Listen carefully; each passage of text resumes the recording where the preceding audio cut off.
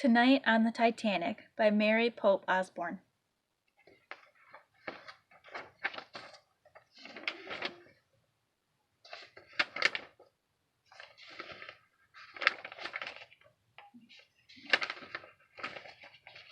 Chapter 1. A New Mission. Jack opened his eyes. It was a stormy night.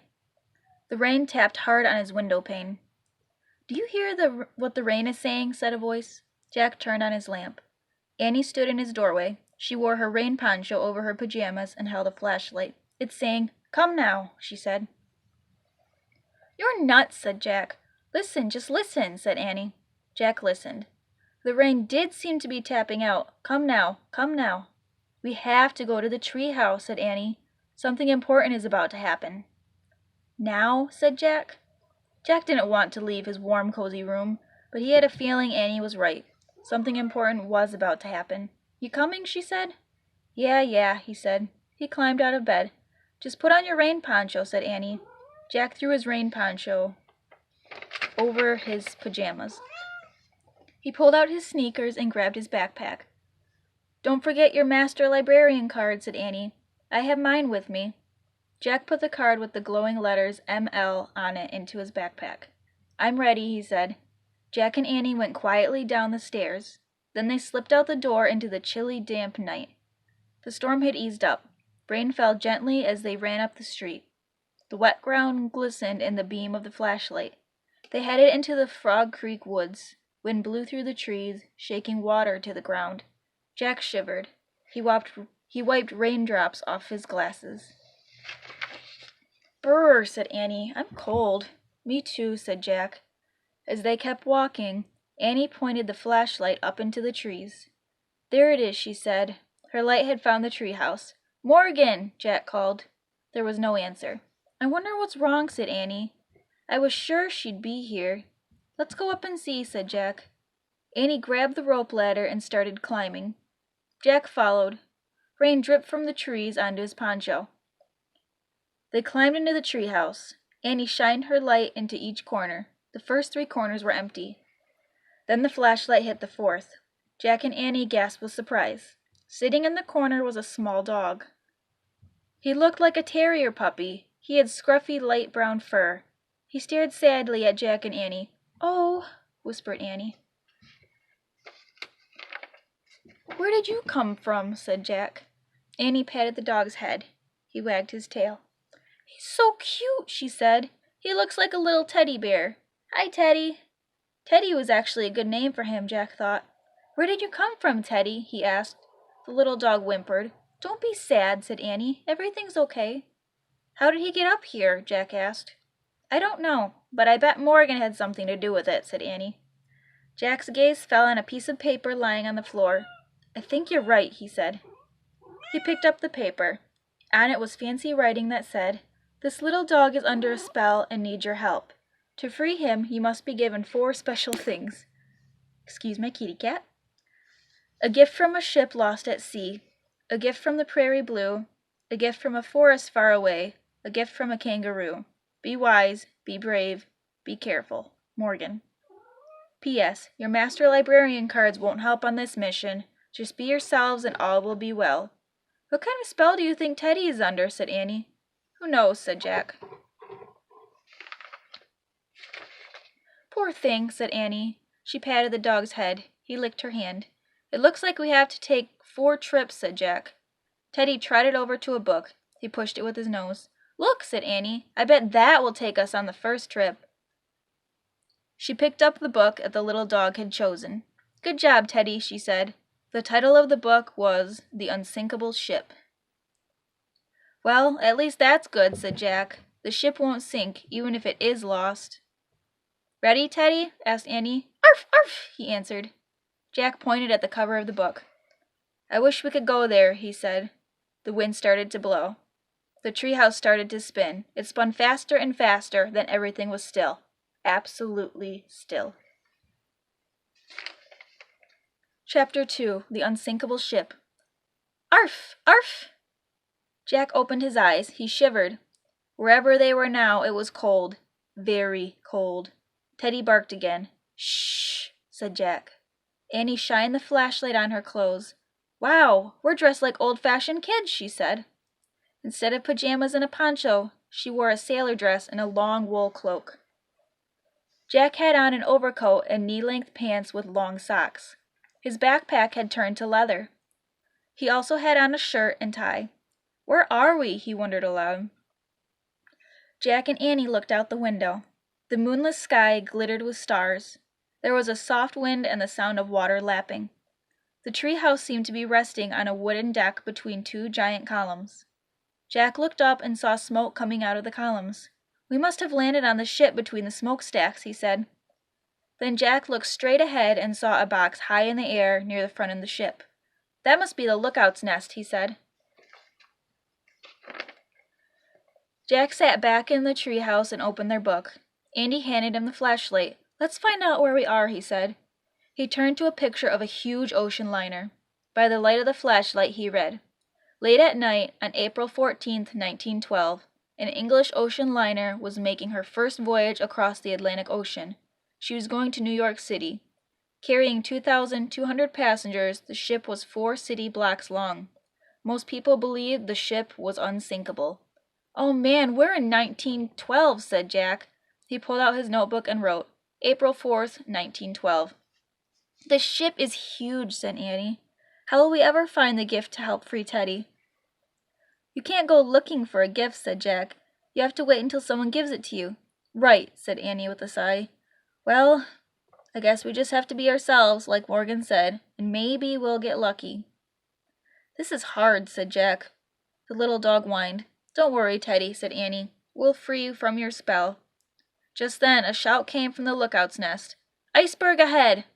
Jack and Annie turned back to the window, just in time to see a huge iceberg looming out of the sea.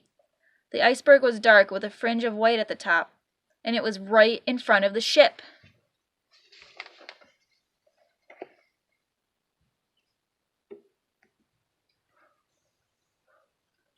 Jack felt a jolt. Then he heard a grinding sound. The ship was scraping against the mountain of ice. "Arf, arf!" Teddy barked. "Shh, don't be scared," said Annie. She picked the dog up and hugged him. The scraping sound stopped. The ship slid past the iceberg until they lost sight of it. The night was calm again. "See," Annie said to Teddy, "it was just a little bump. This ship is unsinkable." But Jack was worried. "Wait, I have to read more about this," he said. "Don't read now, Jack," said Annie. "It's time to get the gift. Come on, Teddy." She picked up the little dog and the flashlight, and she climbed out the treehouse window. "Hey, don't take the flashlight," said Jack, but Annie was gone. "Annie!" called Jack. He heard a soft, "Yikes." Annie stuck her head back in the treehouse. "Bad news," she said in a whisper. "I think you better see this." Jack threw his stuff into his knapsack. He put it on and climbed out the window.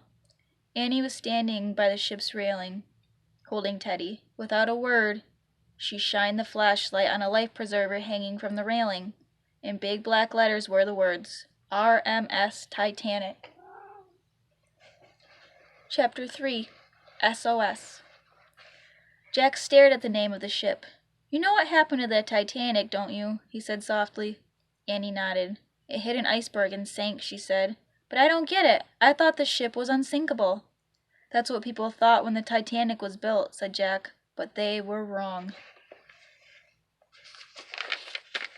Suddenly, steam gushed out of the ship's smokestacks. Then the engines cut off. The Titanic stopped moving. "We'd better go home," said Jack. "There's nothing we can do here. We'll have to find another lost ship, a safer one." "No, we have to stay and help," said Annie. "We can escape in the treehouse any time we want." "But what can we do?" said Jack. "The ship's going to sink no matter what. We can't change history, and we can't take anyone into our time with us." "Yeah, but maybe there's a way we can help," said Annie. "How?" said Jack. "I don't know," said Annie. "Let's look around." Holding Teddy, she disappeared down a small stairway. Jack followed her to a lower level. Annie put Teddy down on the deck. The dog sniffed the chunks of ice that had fallen off the iceberg. The ship seemed strangely empty. "Where is everyone?" Annie asked. "Maybe they're still asleep," said Jack. "They probably don't even know the ship hit something." Annie and Jack started toward the front of the Titanic. "Come on, Teddy," said Annie. The little dog scampered after them. They passed the round windows of different rooms on the ship. Jack looked through them as he went by. He saw exercise bikes and rowing machines in one room. In another, there were palm trees, bamboo chairs, and tables. Next, they passed a library filled with books. "The ship is like a town," said Jack. Near the end of the deck, they peeked through another round window. Inside a little room, a man was wearing earphones. Jack heard a clicking noise as the man tapped a lever on a black box. "What's he doing?" whispered Annie. Jack shrugged. Another man stood nearby. He had a white beard and wore a fancy uniform. "Send the international call for help," he ordered the man with the headphones. "Tell all ships close by to come at once. We're sinking." "Yes, Captain," said the man. "Great, they're calling for help," Annie whispered. Jack shook his head. "I don't think help will come," he said. He shined the flashlight on the book and found a picture of the radio operator. He read quietly to Annie. "After the Titanic hit the iceberg at 11:40 p.m., the ship's radio operator sent out an SOS. An SOS is the International Distress Signal in Morse code. Unfortunately, the only ship near the Titanic had turned off its radio for the night. All other ships who received the message were too far away to help. When the Titanic sank around 2:20 a.m., she was all alone." "That's terrible," said Annie. "I wonder what time it is now," said Jack. "I don't know," said Annie. Jack pulled out his notebook and wrote, "SOS sent out. Titanic sinks at 2:20 a.m. "He's leaving," whispered Annie. "Hide!" whispered Jack. He and Annie moved quickly into the shadows. The captain stepped out onto the deck. "Tell the men to start loading the lifeboats now," the captain ordered a deckhand. "Yes, Captain," the man answered. The captain and the deckhand left. Annie turned to Jack. "At least that's good," she whispered. "Everyone can get into the lifeboats." "I don't think it's good enough," said Jack. He read from the book again. On the Titanic, there were 20 lifeboats. To save all the passengers, the ship needed twice as many. But with all the confusion on board, a number of lifeboats were not even full when they left the ship. Many third-class passengers did not have a chance to get into any of the lifeboats because they were on lower decks and didn't know where to go. Jack wrote in his notebook, "Need twice as many lifeboats." "Hey, I know what we can do to help," said Annie. "What?" asked Jack. "We can help someone find the lifeboats," she said. "You're right," said Jack. "With our book, we can find our way to a lower deck." He turned the page to a map of the ship. He and Annie studied it. "We'll start at the grand stairway," said Jack. He traced a path with his finger. "Then we'll go down to the third-class cabins this way." "Good plan," said Annie. Jack looked back through the door. The radio operator was still tapping out his message, over and over and over. "SOS," whispered Jack. He took a deep breath. "Okay," he said. "Let's go."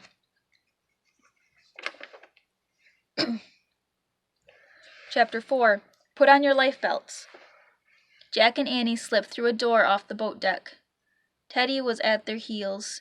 "Wow," breathed Annie. "Arf, arf," Teddy barked. They were at the top of the empty grand stairway. It was beautiful. It was made of dark, glossy wood. A huge dome with lights hung above it. At the top of the stairs was a fancy clock.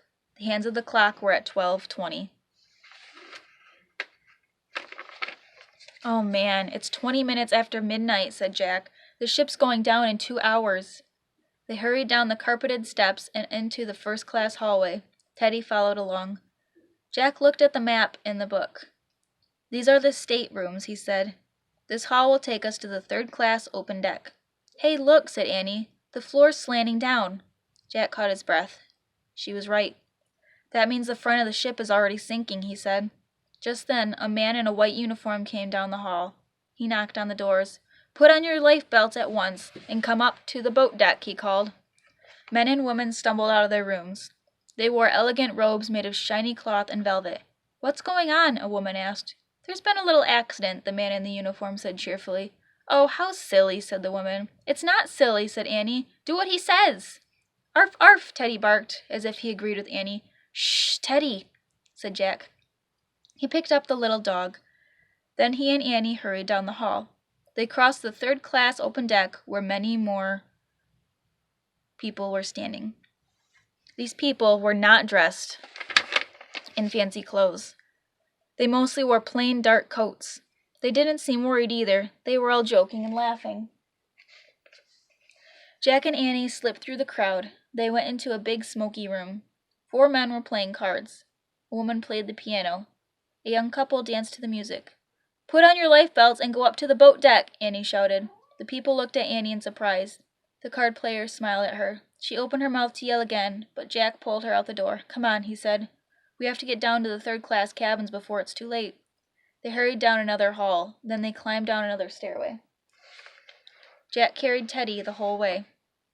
At the bottom of the steps, they rounded a corner, and they both gasped.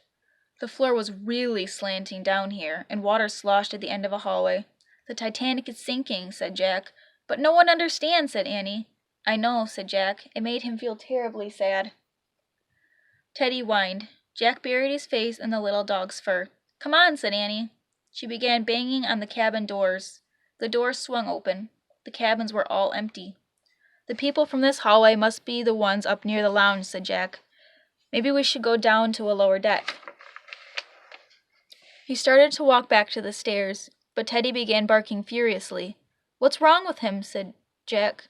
"I don't know," said Annie. Suddenly, the dog leaped out of Jack's arms. He charged down the hall. He was running straight toward the water. "Watch out!" cried Jack. He and Annie ran after Teddy. The dog began barking at a closed door. The door opened.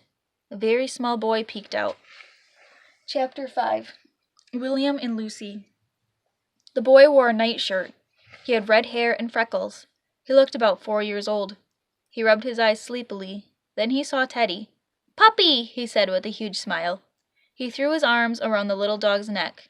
Teddy licked his face. "Come back to bed, William," a voice called from inside the room.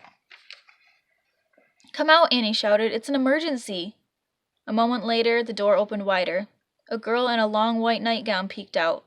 She had red hair with freckles, too. She was tall and thin. She looked to be about 12 or 13 years old. "Hello," she said. She put her arm around the little boy. "I'm Lucy O'Malley. This is my brother, William." "I'm Annie," said Annie. "And this is my brother, Jack." "Get your parents and tell them to come with us," said Jack.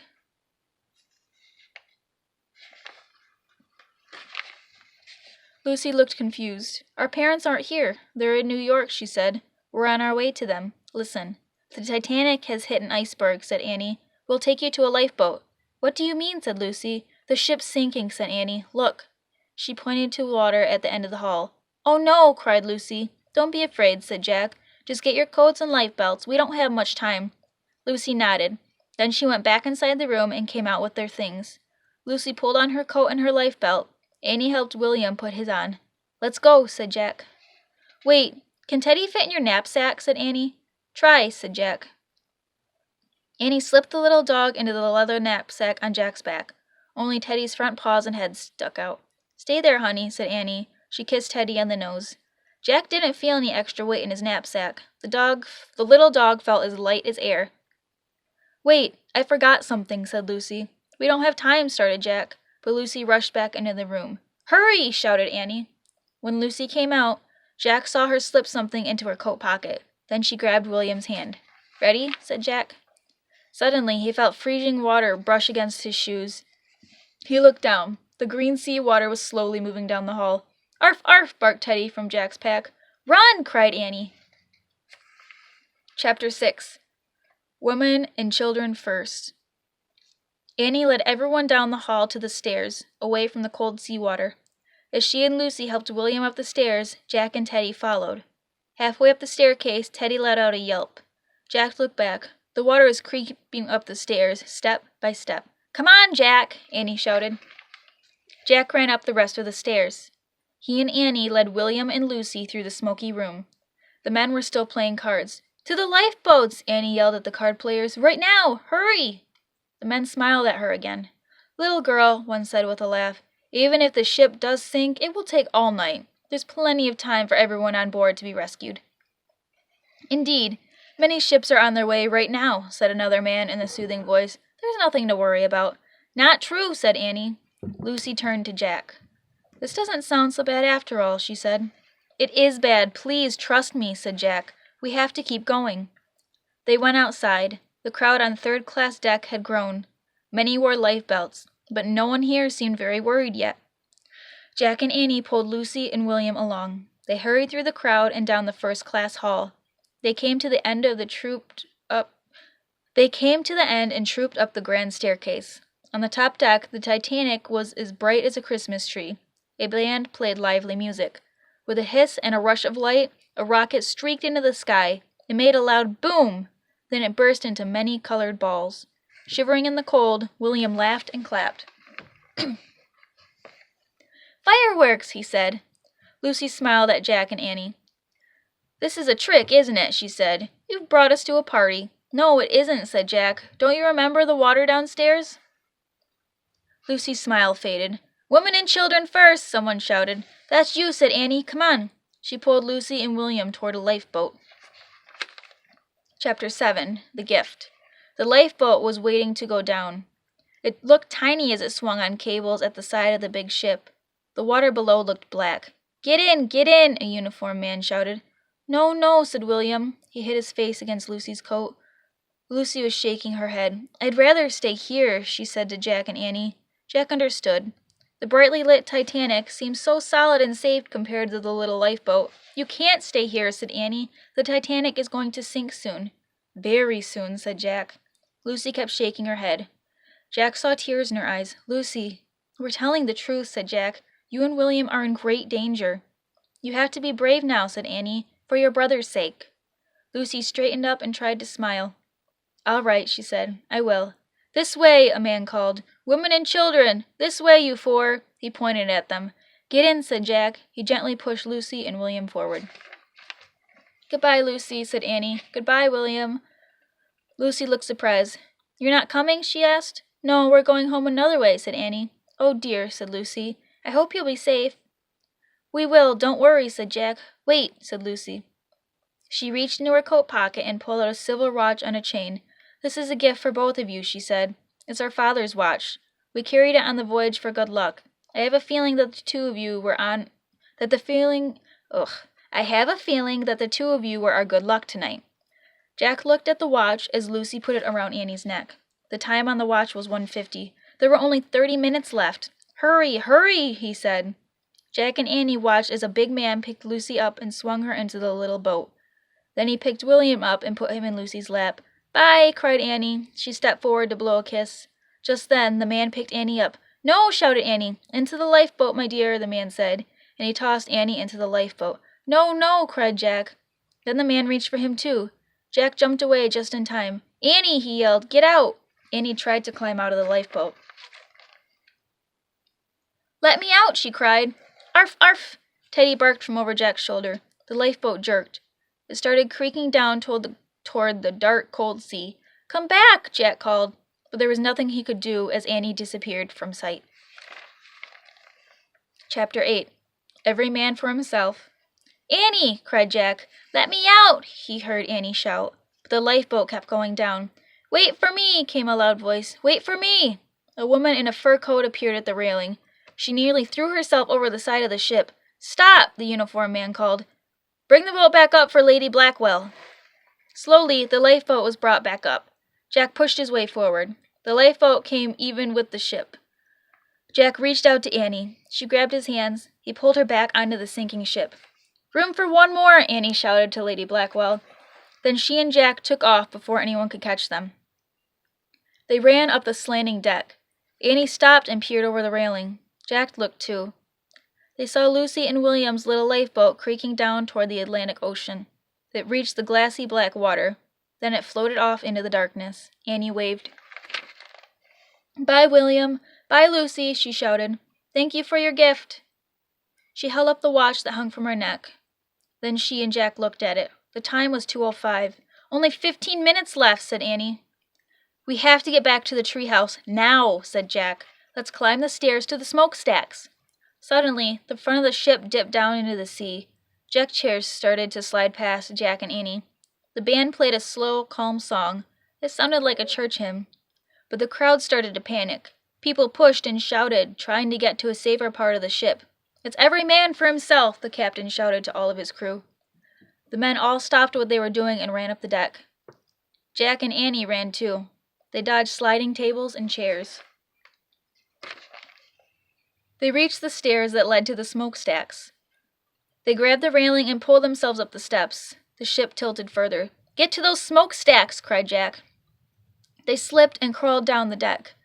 But when they got to the smokestacks, Jack and Annie looked around wildly. The magic treehouse was gone! Chapter 9. Time Stops. "Where is it?" shouted Annie. The front of the Titanic sank deeper into the sea.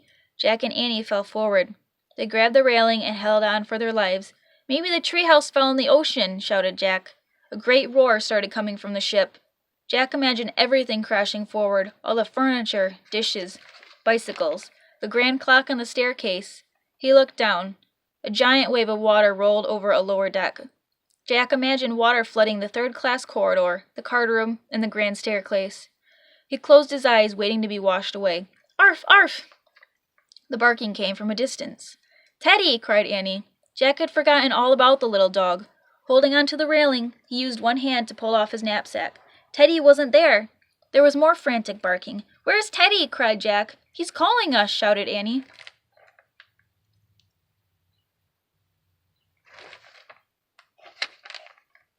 "We can't look for him," shouted Jack. "We'll fall off the ship."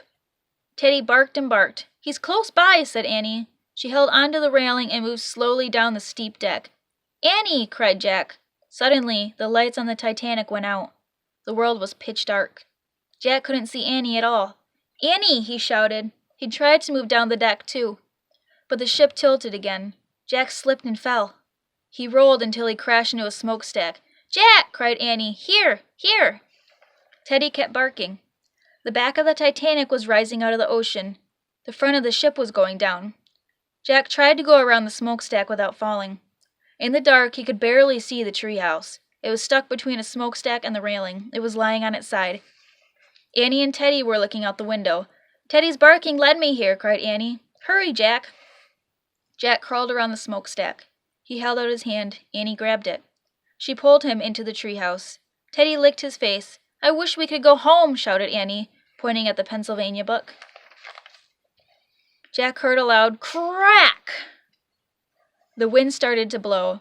The treehouse started to spin. It spun faster and faster, then everything was still. Absolutely still. Chapter 10. A Touch of Magic. "Oh, man," whispered Jack. He was lying on the floor of the treehouse. He was wearing his pajamas and rain poncho again.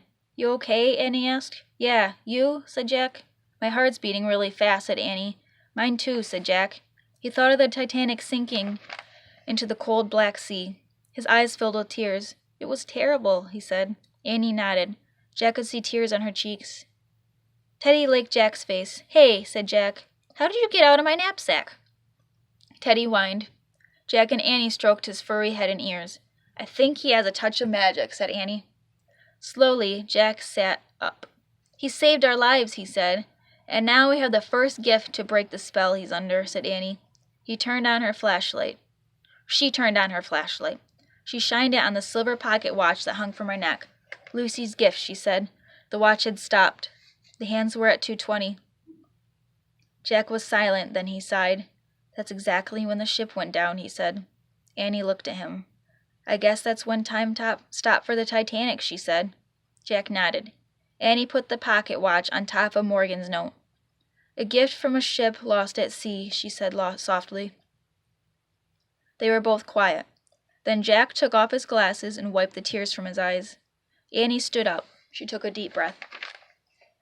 "I'm ready to go," she said. "Let's put Teddy in your pack and take him home with us." She shined her flashlight around the treehouse. "Teddy?" she said. There was no sign of the little dog. "He's not here," said Annie. "What are you talking about?" said Jack. "We were just petting him." "He's up to his magic tricks again," said Annie. She sighed. "We'll have to go home without him." "But what happened to him?" said Jack. "I don't know," said Annie, "but I have a feeling we'll see him again soon." She started down the rope ladder. Jack looked around the treehouse one last time. "Teddy?" he said. But the treehouse was quiet. Jack pulled on his backpack and climbed down the rope ladder. Annie was waiting for him. Without a word, Jack took her hand. The rain had stopped, but water still dripped from the trees. Stars glittered overhead in a clear sky. Silently, Jack and Annie left the Frog Creek woods. They walked up the dark street to their house and climbed the steps to their porch. Before they went inside, they looked out again in the night. Time might have stopped for the Titanic, Jack said, but books and memories keep the Titanic alive, don't they? It's a true story, but it's also like a myth now. Yeah, said Annie. And every time the story's told, we wish it had a different ending. Jack nodded. That was exactly how he felt. Staring at the starry sky, he shuddered at the memory of the sinking ship. He knew that he and Annie were lucky. They had come home. Good night, Titanic, he said softly. Goodbye. Then he and Annie slipped quietly into their house, where it was cozy and dry and very safe.